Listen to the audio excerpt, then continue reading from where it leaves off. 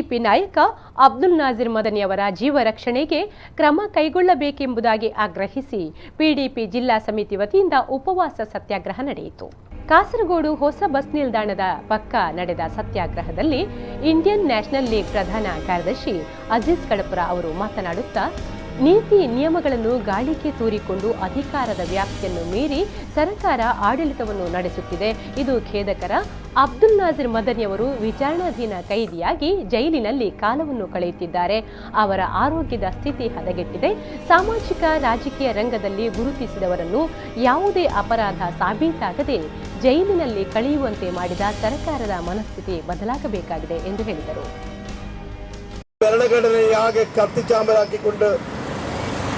ഭരണഘടനയിൽ പറഞ്ഞ കാര്യങ്ങളൊന്നും തന്നെ പാലിക്കപ്പെടാതെ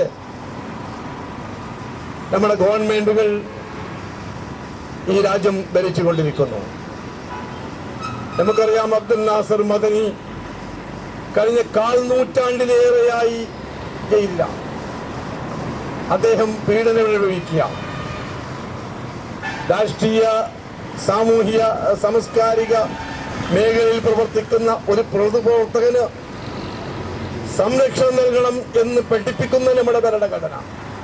അതിനെ ലംഘിച്ചുകൊണ്ടാണ് അബ്ദുൽ നാസർ മദനിയെ പോലുള്ള ആളുകൾ കാലകാലങ്ങളിലായി ജയിലിൽ കഴിയുന്നത്.